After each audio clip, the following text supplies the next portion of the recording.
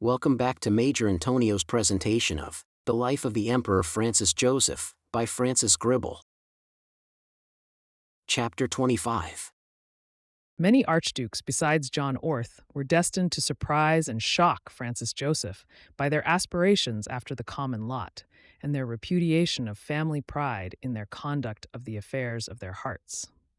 We shall see them all in a moment, archdukes and archduchesses as well, placing love on the pedestal which the head of their house assigned to rank and rising like a cloud of witnesses to testify against the Habsburg principles and system.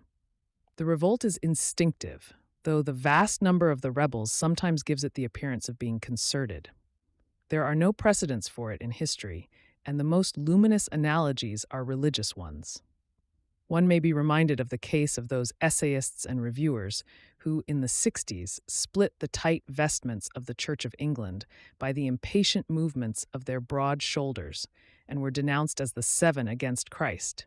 Or of the case of those modernists of the Roman Catholic Church, whom Pius X from time to time rebukes for bringing scholarship and intelligence to bear upon theological propositions. In any case, the attack is, and has been, an attack from within, the deadliest kind of attack, and the resulting spectacle is strange and, to many, painful. Here, it seems, is the House of Habsburg betrayed by the members of the household. Here are the very pillars of the temple, getting up, one after the other, and walking, or even running, away, careless whether the roof falls in, so long as they are not involved in the ruin.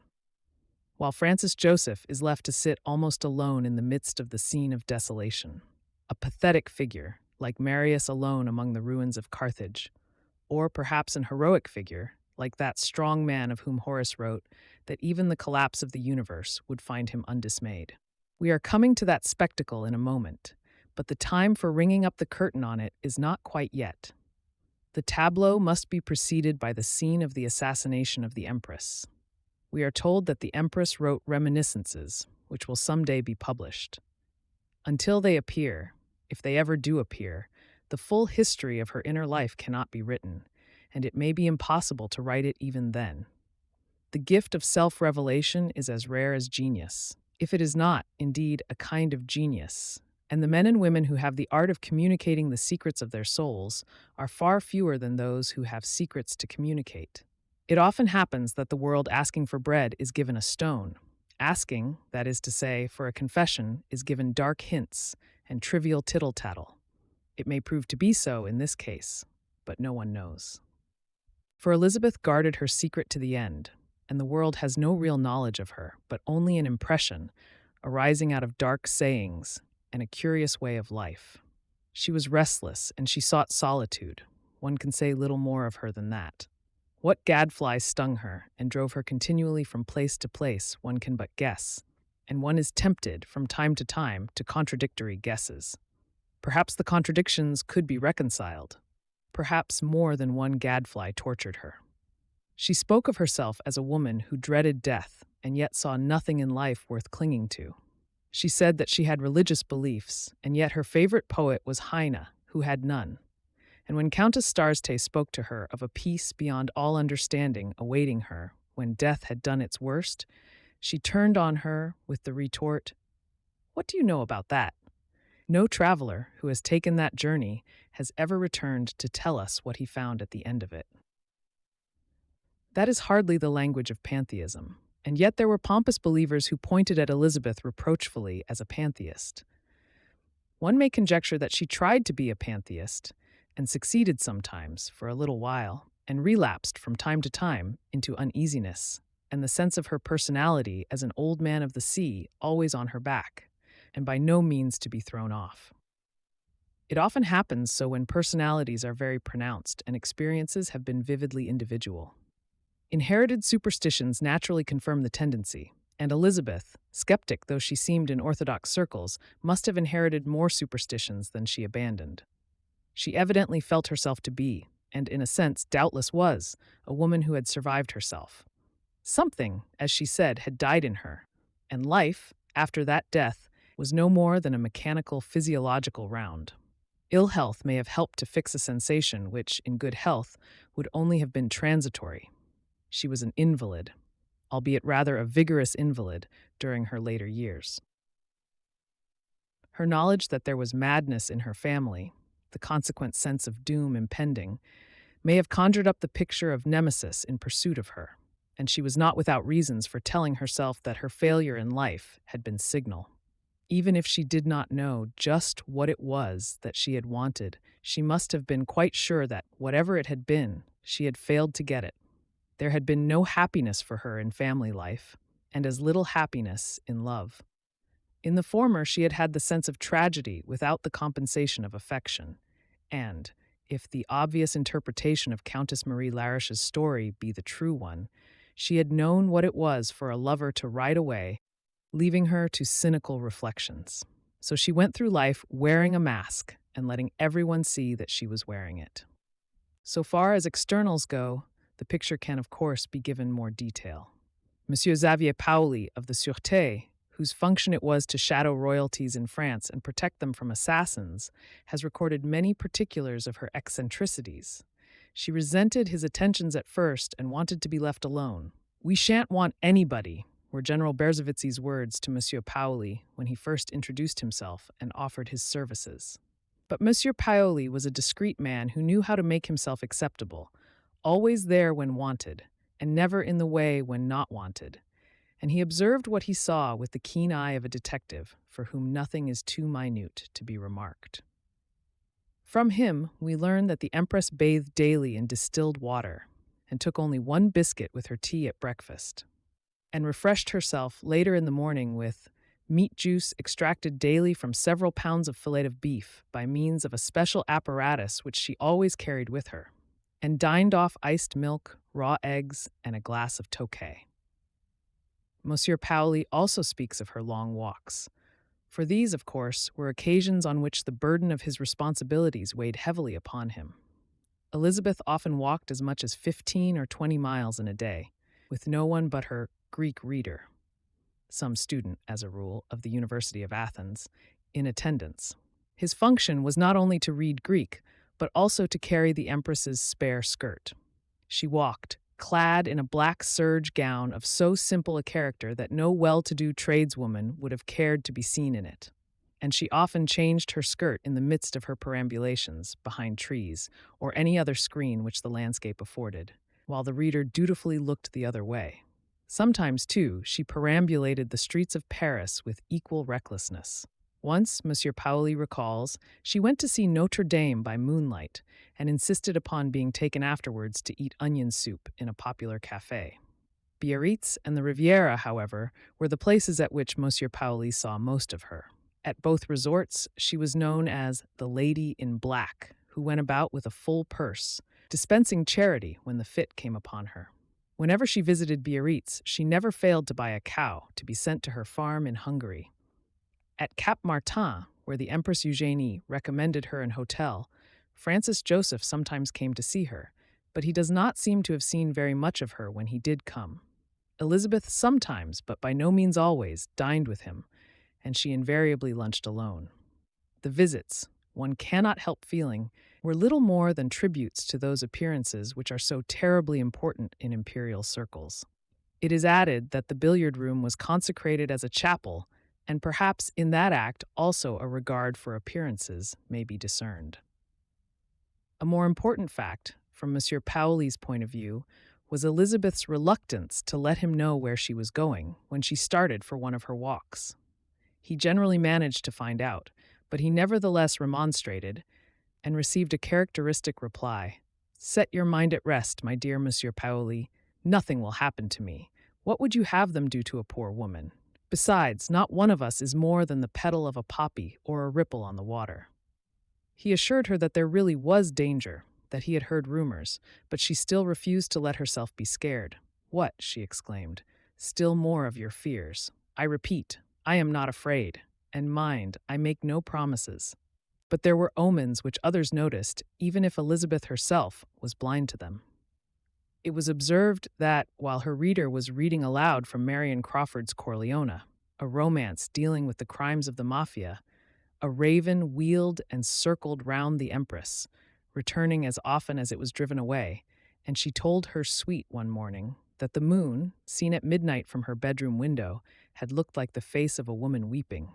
Moreover, the Parisian sorceress who prophesied under the name of the angel Gabriel had made a significant prediction that one of the sensational events of the year would be l'assassinat d'une souveraine au cœur malade. No queen or empress of the time was known to be suffering from physical heart disease, but Elizabeth was living as a woman whose heart was bowed by grief and sickened by disappointments. It must be to her, the superstitious whispered to each other, that the warning of the angel Gabriel pointed. The fatal year was spent as usual in whirling about Europe, from Biarritz to San Remo, from San Remo to Caux, from Caux to Kissingen, from Kissingen to Bruckenau, from Bruckenau to Vienna, where Elizabeth shut herself up and refused even to receive a newly accredited ambassador, from Vienna to Linz, from Linz to Ischl, from Ischl to Nauheim, and from Nauheim back again to Switzerland, where she established herself in one of the hotels at Caux. At Caux she had, or thought she had, a vision which foreboded evil. A mysterious woman in white appeared in the hotel grounds when the Empress was sitting on her balcony and stared up at her with a fixed and menacing gaze. The sight made her nervous, and she told one of her retinue to send the woman away. But though every path in the hotel grounds was searched and every bush was beaten, no woman in white could be discovered anywhere, and people remembered and recalled an old Austrian legend that a woman in white always appeared on the eve of a Habsburg tragedy, had appeared at Schönbrunn in 1867, and again in 1889, on the eve of the tragedies of Carataro and Meyerling. Whether the Sweet believed in that legend, none can say. The normal attitude of unphilosophic mankind towards such a legend is to discredit it, and yet, at the same time, to wonder whether there may not be something in it. The thing really to be dreaded was its possible effect on the Empress's mind, already impressed by the omen of the circling raven, and the resemblance of the midnight moon to the countenance of a weeping woman. It was thought unwise, in the circumstances, to let her pay a promised visit to Baroness Adolphe Rothschild in her villa at Pragny, near Geneva. But, though she was nervous, she was also obstinate. She spoke, as it was her habit to speak, as a fatalist. "I am always on the march," she said, "to meet my fate. Nothing can prevent me from meeting it on the day on which it is written that I must do so. Fate often closes its eyes, but sooner or later it always opens them again and sees us. The steps which one ought to avoid in order that one may not encounter fate are precisely those which one inevitably takes. I am well aware that I am taking such steps every day of my life." Unquote. So she insisted and set out, and this time, fate was indeed waiting on the road which she chose to travel. She met fate, just as one may meet any chance acquaintance when going on any journey. She was not the object of any individual hatred. She was merely the tallest poppy in the path of one of those anarchists who conceive it to be their function to lay the tallest poppies low. The assassin said as much to Monsieur Paoli, who went to see him in prison. "I struck," he said, "at the first crowned head that came along. I don't care. I wanted to make a demonstration, and I succeeded." His name was Lucchini. He made his demonstration while Elizabeth was walking along the Quai du Mont Blanc towards the landing stage of the steamer. His weapon was a shoemaker's awl, sharpened to a deadly point. He sprang like a panther and drove it into her heart. Then he ran for his life, soon to be overtaken and caught and held. It was all done so quickly that no one, not even the victim, realized what had happened. She could still speak and supposed that she had been hustled by a pickpocket with a view to theft. "What is it?" she asked, with rather a dazed manner, and it was not until she had got on board the boat that she first sat down and then fainted. There was only a single spot of blood, the weapon having closed the wound it made, but Elizabeth was now unconscious, dying of internal hemorrhage. The steamer which had started was put back. A litter was improvised with the oars and sail of one of the boats, but it was all over by that time, and the doctors could do nothing. Lucchini in custody was already boasting cynically, "I struck well. I feel sure I must have killed her. I hope I didn't bungle it. I hope she's really dead." Such was her end, as sudden and tragic as her son's, though not, like his, enveloped in any shroud of mystery. It only remained to break the news to Francis Joseph, and Countess Starstay dispatched 2 telegrams to Count Parr. The first ran thus: Her Majesty has sustained a serious injury. I hope you will announce the fact to the Emperor, with all possible consideration for his feelings. The second dispatch added that the injuries had proved fatal, but the 2 arrived simultaneously. Count Parr had them both in his hands when he waited on the Emperor, who gathered from his face the nature of the news he bore. He read the messages and sank into his chair like a man stunned. When he mastered himself and looked up, he saw the Archduke Francis Ferdinand standing beside him. "What?" he cried to him bitterly. "Is there no calamity known to this world which is to be spared to me? None, it would seem. And the accumulation of tragedies on the bent white head may well have seemed the more rather than the less overwhelming, because of the dearth, in each case, of those endearing memories which can be relied upon to mellow grief after the first sharp shock of calamity has passed." The brother who had been shot for pretending to be Emperor of Mexico had been, in Austria, the leader of a hostile faction. The son who took his own life, so ignobly, at Meierling, had at least toyed with treason. The more distant relative who died at sea had defied him and insulted him. Between him and the memory of his early romantic love for his wife, there loomed other interrupting memories. So that it was, in a double sense, that time had brought the fulfillment of the curse of the mother who prayed God to punish the emperor for taking the life of her son by smiting him in the person of every member of his family. His language, nevertheless, was that of a man who had really loved the wife whom he had lost. One of his intimates has reported it. "No one," he said, "can ever know how great is the loss which I have sustained. I can never tell you how much I owe to my well-beloved wife, the Empress, and how great a support she was to me during the years in which I endured so much. I never can thank God sufficiently for having given me such a companion in life. Repeat what I say to you. Tell every one. I shall be grateful." Unquote. The speech may seem, indeed, an unnatural sequel to some of the facts related in these pages. An unnatural sequel, in particular, to the account given of the Empress's restless wanderings, her ceaseless search for something which she could neither discover nor define, and her long and frequent absences from the home of her adoption. But we need not, for all that, read it with any suspicion of insincerity. Francis Joseph, it is quite clear, set forth in it, not only what he wished to be believed, but also what he wished to believe. He had dreamed love's young dream in his youth, and had not merely pretended that he was dreaming it.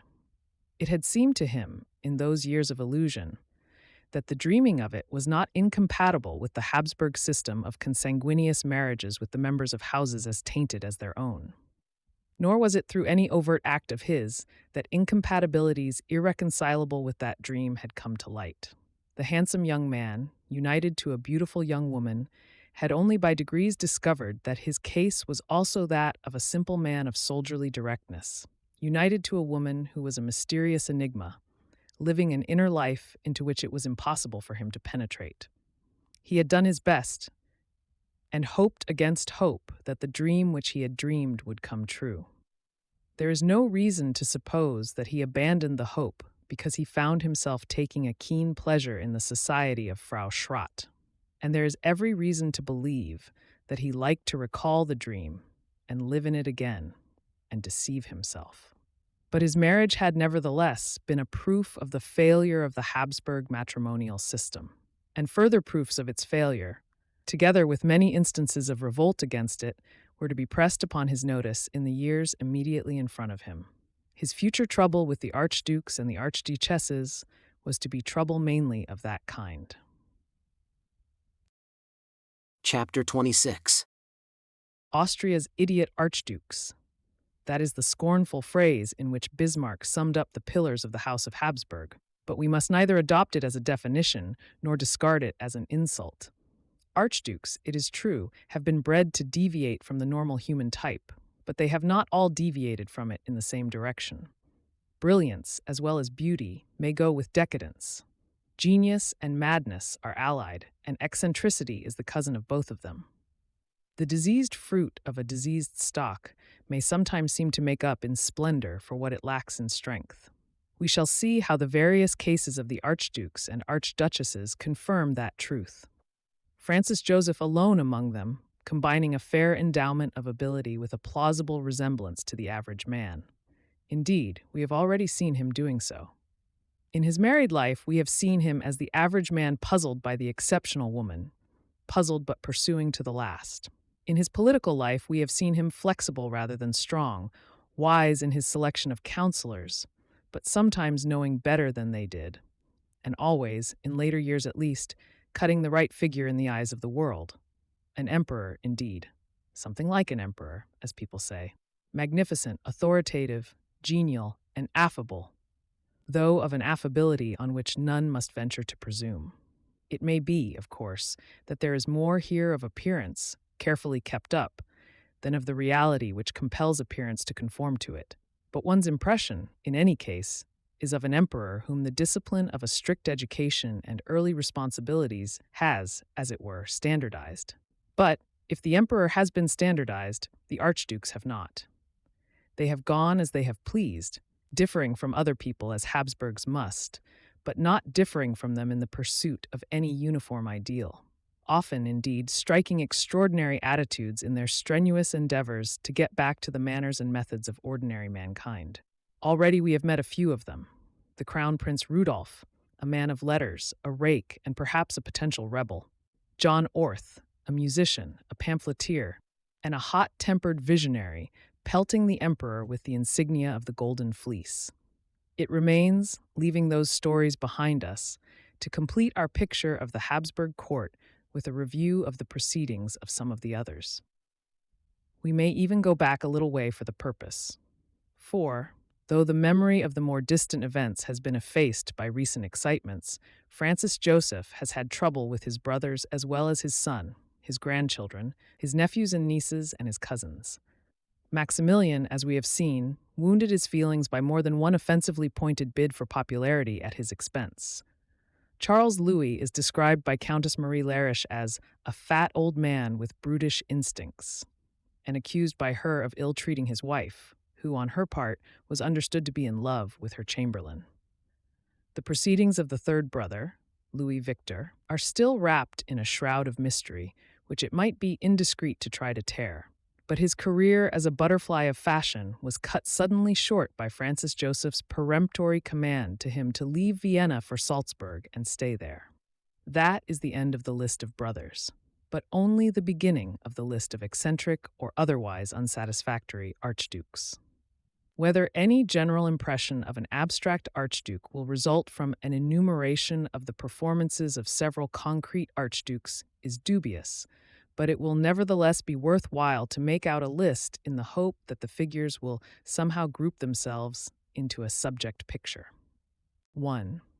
The Archduke Rainer, a second cousin, was long the most brilliant representative of Habsburg culture, a doctor of philosophy of the University of Vienna, the head, for 50 years, of the Imperial Academy of Sciences, the organizer of more than one international exhibition, and a collector who ransacked the Coptic monasteries of the Libyan desert for papyri, and brought 2 entire shiploads of them home with him to Trieste, a collection which Orientalists have not yet finished sorting, though they have been at the task for half a century.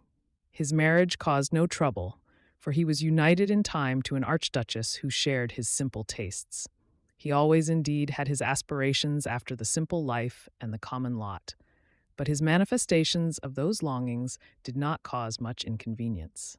Just as the Empress Elisabeth once startled the company at a court banquet by calling for a slice of sausage and a glass of beer, so the Archduke Rainer is said to have expressed a desire, on a similar occasion, for boiled mutton and caper sauce, a dish first served to him by the landlady of a Brighton lodging-house.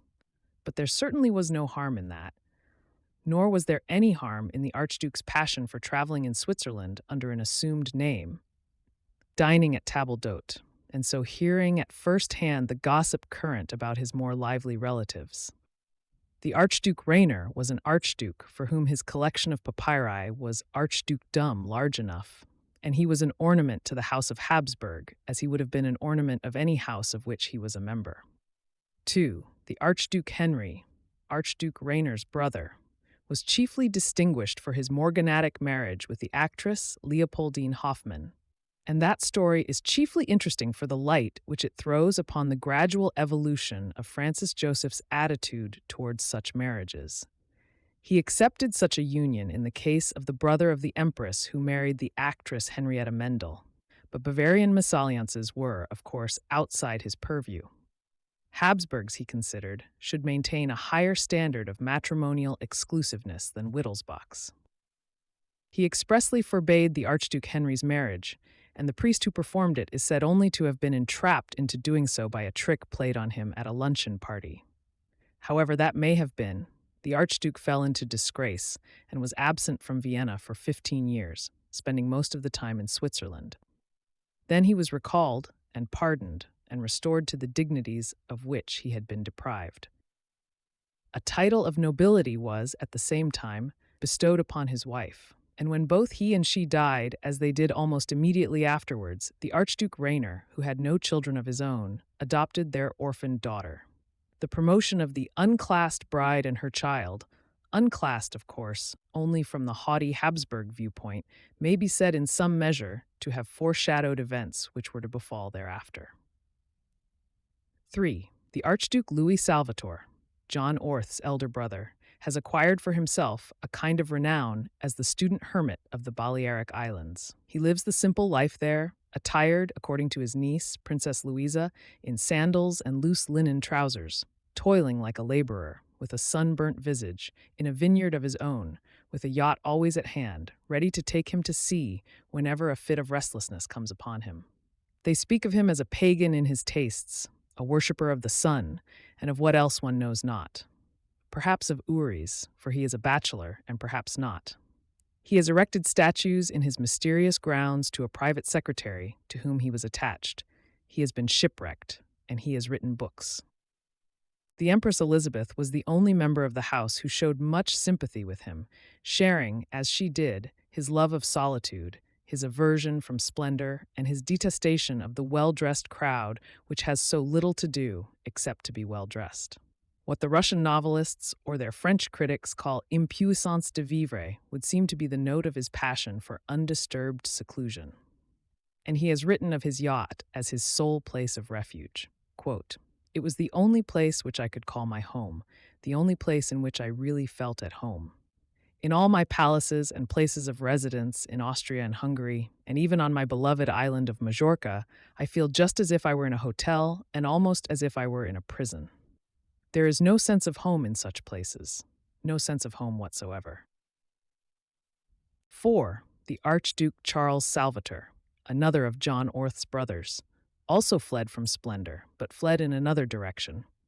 His manner of seeking the common lot was to mingle with the common people, and he mingled with them in third-class railway carriages and on the tops of omnibuses and tramcars.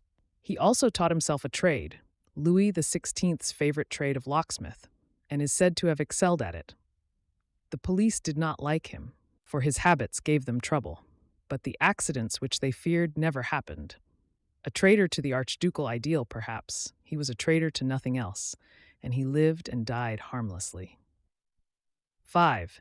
The Archduke Joseph, one of the emperor's cousins, was clever in more ways than one, being a man of learning and also a man of business. He counted among the authorities on the folklore of the Hungarian gypsies, and he was a valuable administrator of commercial and industrial concerns. His name figured on the official list of registered licensed victuallers, and he distilled an admirable brandy. Moreover, he was the titular head of a casino on the Danube near Budapest, a versatile archduke, in short, who made himself generally useful and was appreciated. 6. The Archduke Eugene, the Archduke Joseph's brother, has specialized in religion, though he was educated as a soldier and was, at one and the same time, a colonel of cavalry and a doctor of divinity.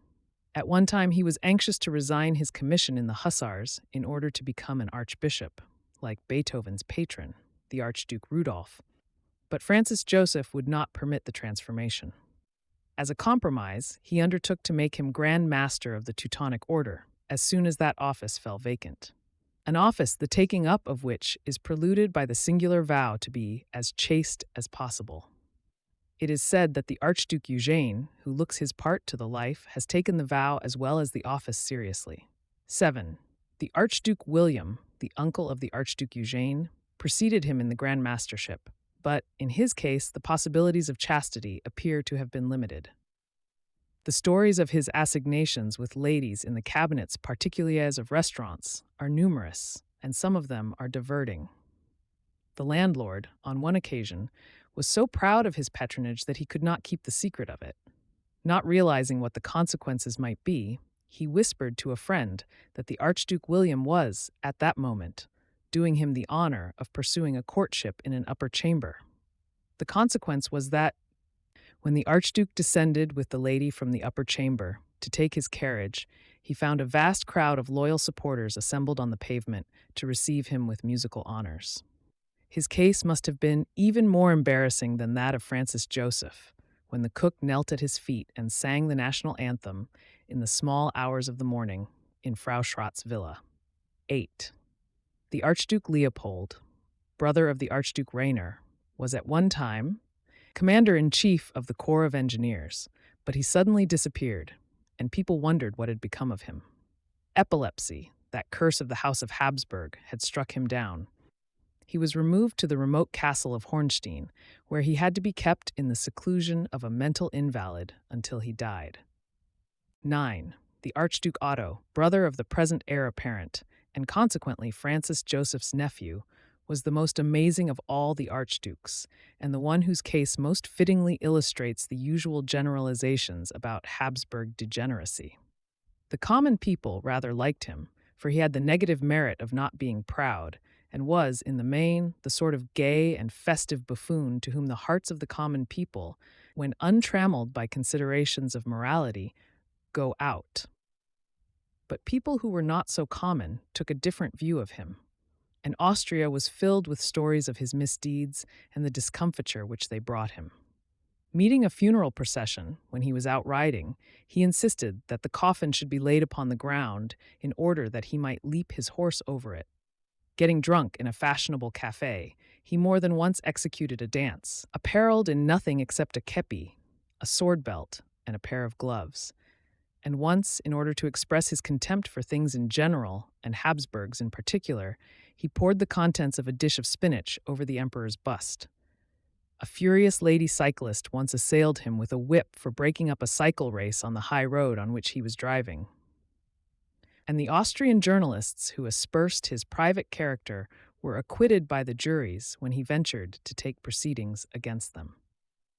The worst thing that he ever did was to invite his boon companions to pay a surprise visit to his wife's bedchamber at 2 o'clock in the morning, at a time when she was just about to become a mother, and to strike the one boon companion who was sober enough to draw his sword and protect the Archduchess from the indignity. The matter was reported, and as it was impossible for the offended officer to avenge his honor by challenging a member of the Imperial House, the emperor took the matter under his own hands. He thanked the officer, it is said, in Otto's presence for the service which he had rendered. He smacked Otto's face in the officer's presence, and he put Otto under arrest. And so on and so forth, for the scandalous stories about Otto are endless. It need only be added that he died young as the result of his dissipations, the structure of his once handsome nose having first collapsed. There we may end our catalogue raisonné of those archdukes whose connection with this biography is only incidental. Decidedly, it is difficult to generalize about them, for they are and have been no more like each other than like other people. There have been good archdukes as well as bad, clever archdukes as well as stupid ones, and, at the end of the list, one finds oneself asking, is there any single trait on which we can lay our fingers, declaring that it is common to them all?